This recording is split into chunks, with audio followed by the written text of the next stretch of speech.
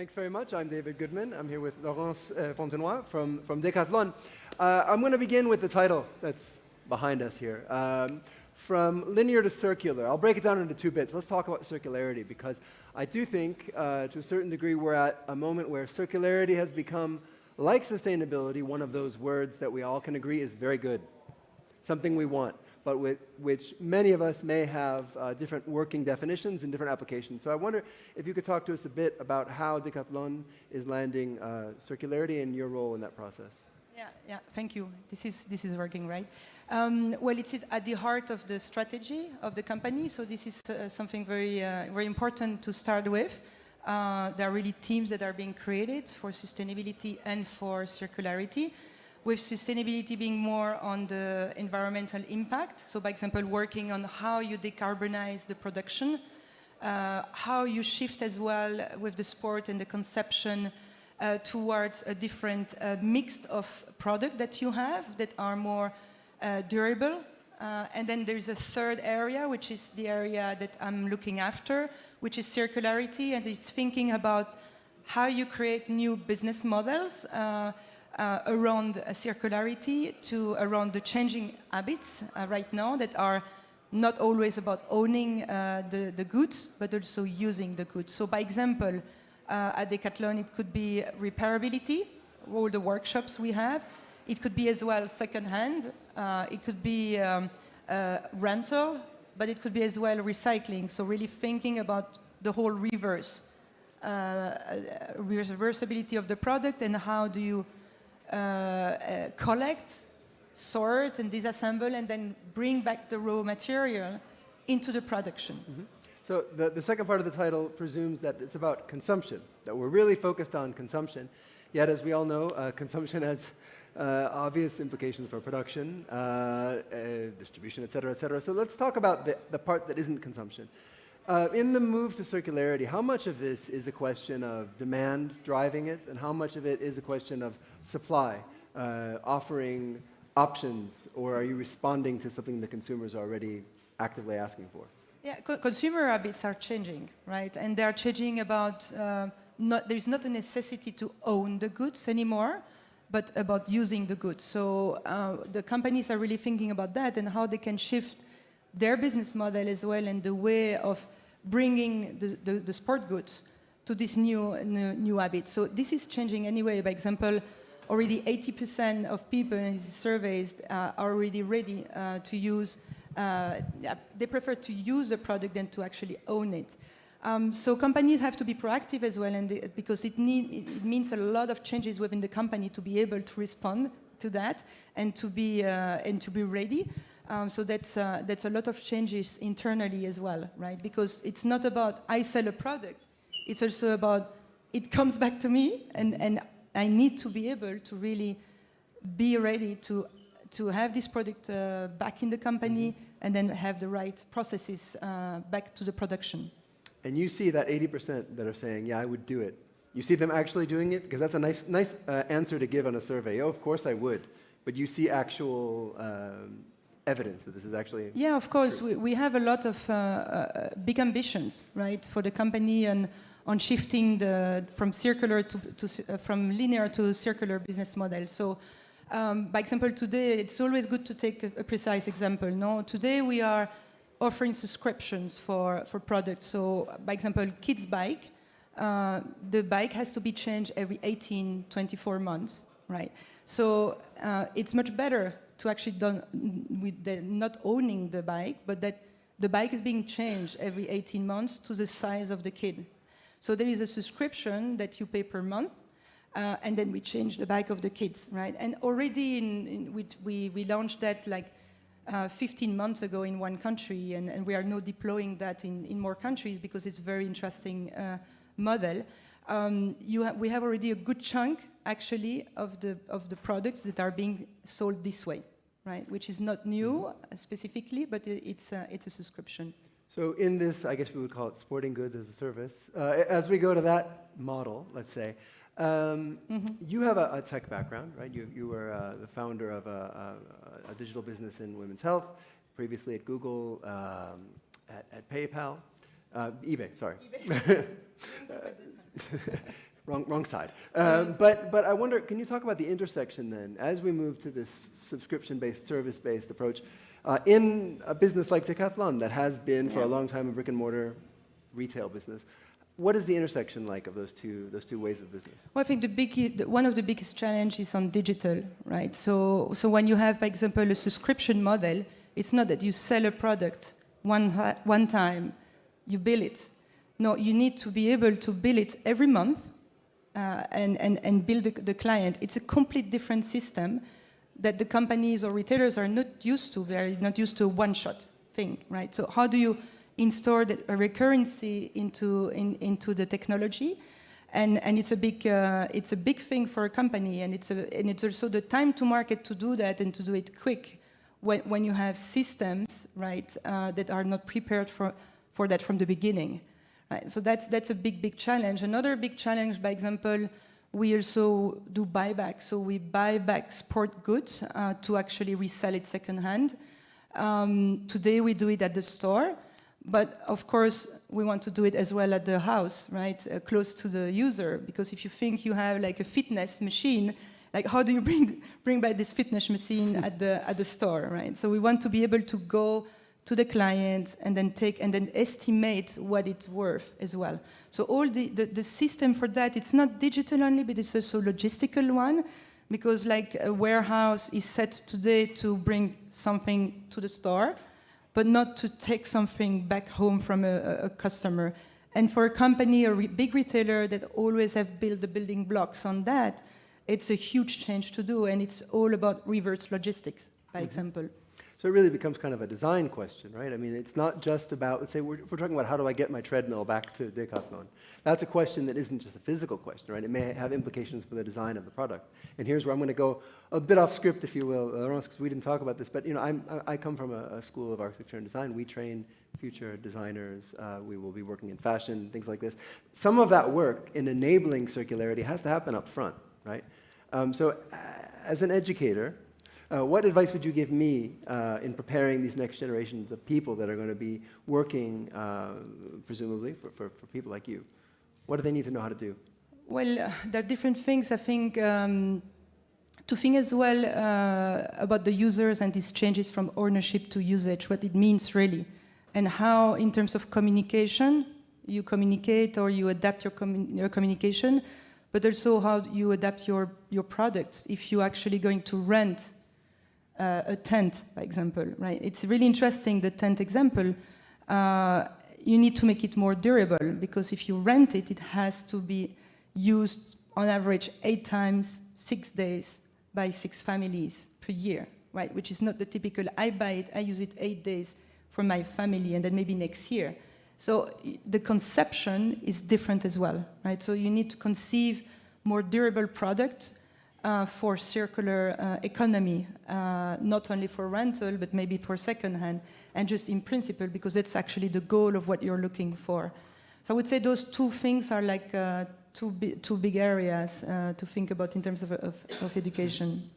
So as circularity becomes something we're more and more used to hearing about, it already is something that we take for granted in a way, that a business will have a circularity strategy. If you're an investor or if you're a consumer, how can you distinguish between truly effective, impactful circularity initiatives and greenwashing? How can I distinguish between those things? Yeah, there is a risk, of course, right?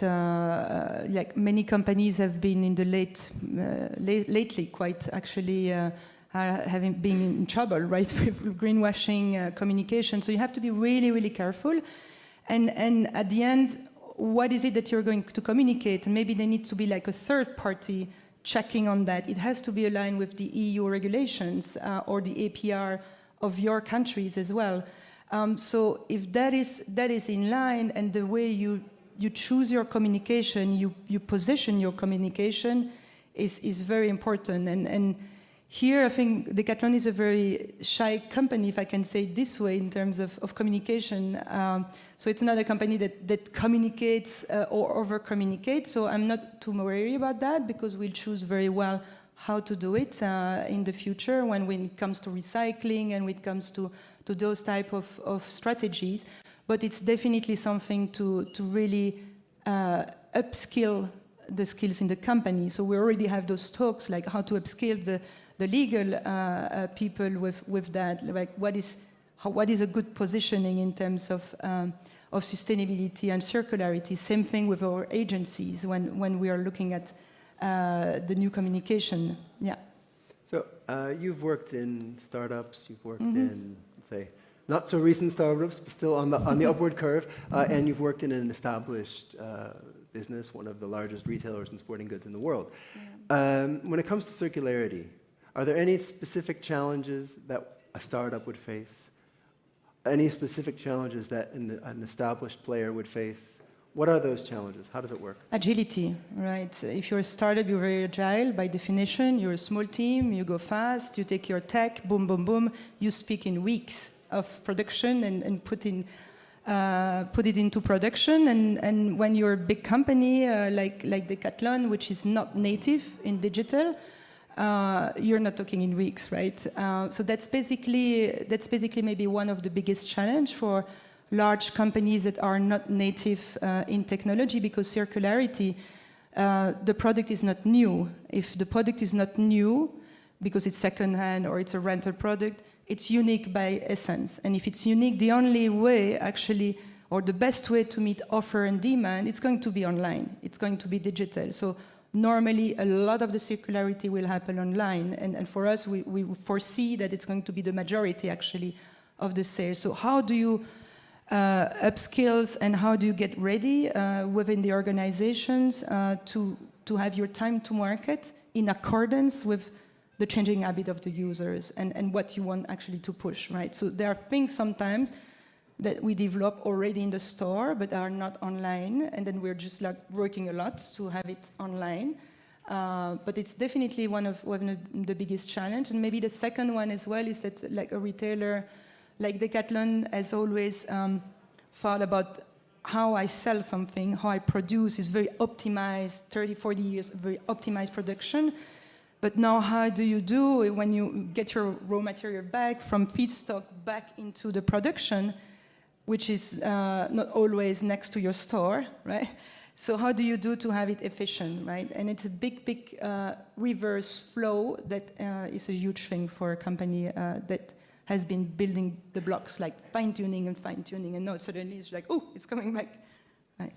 So we've gone through 14 minutes, and I think I'm required by law to ask you about AI at some point. I'm not sure if the regulation has gone into effect, but we've gone 14 minutes, so now it's time for me to ask you about AI.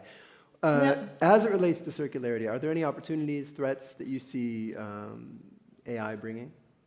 No, I think AI is actually an opportunity, right? Especially in secondhand or when a product is not new, there is a big pricing thing. So what is the right price for a product when it's not new? And AI can help a lot on gathering, like forecasting or getting by crowd, what is actually the exact price of this bike I bought 3 years ago compared to the devaluation of this bike, but also what is there on the market right now, right? On Vinted, on Le Bon Coin, on Wallapop, on others. So I think there is a lot of opportunity to get the right pricing, and actually it's not a fixed price, it's a dynamic pricing. And when you're in dynamic pricing, also for new products, AI is a huge thing because you don't want to do it manual, right? Mm-hmm.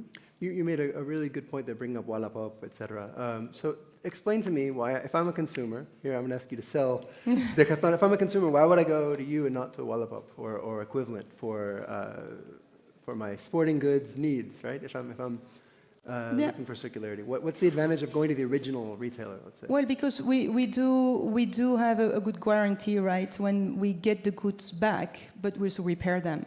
Right? So that's a different angle, and then maybe the contact between the users is not always there. So I think in terms of quality of the offer, but also the quantity of it and the range and how many products we have, I think that's definitely a very good offer that we have.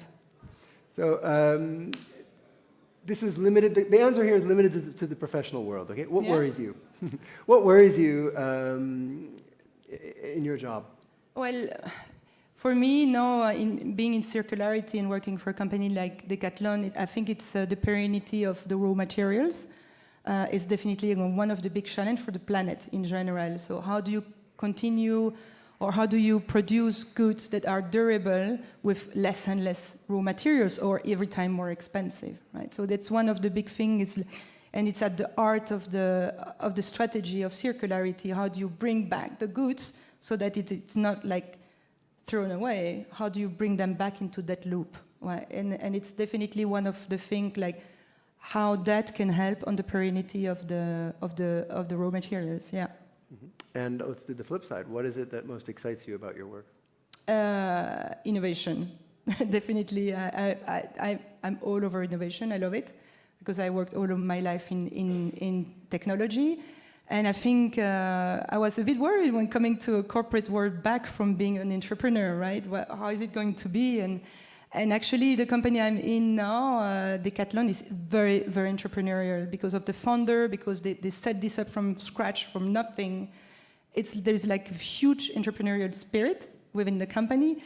And it's not like a company that you need to actually boost. It is more like sometimes you need to structure it because it's like there are a lot of proof of concept a bit everywhere. It's just like, okay, but which one is the one with most potential of scalability, of profitability, right?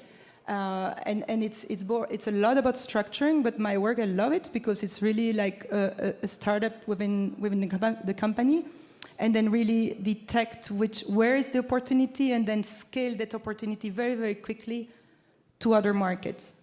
So that's, for me, it's something I always have done, and I'm doing now. As well in Decathlon, it's something which is not digital, which is, for me, super interesting to work for the first time of my life in a physical product. And do you have to engage in a kind of entrepreneurship within your organization? Yeah, we do have a lot. Actually, we have some people here from the team. So there are some innovation teams in all the countries. Circular teams is all about innovations as well. So they are in each countries, and we have 60 countries. We have people at United global level as well. We have alliance teams, so teams that are thinking about, if we don't have the technology has seen like omni type of technology, who do we need to partner with, right? Or where do we need to invest, right? So that's definitely a lot of teams working on that, and it's a big thing in the company. So we've got 1 minute and 31 seconds left, which would give us time for one concise question and answer. Do we have one?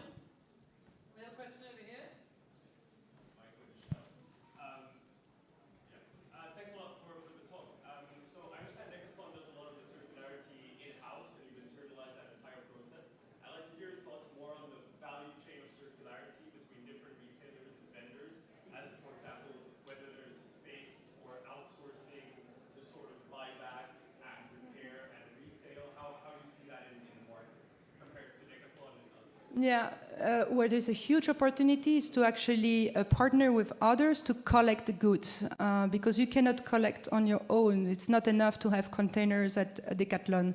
You need to be with others so that we collect more massively. And also because the users, he doesn't want to think, I have this pile of clothes. It's a good one because I just did that this weekend.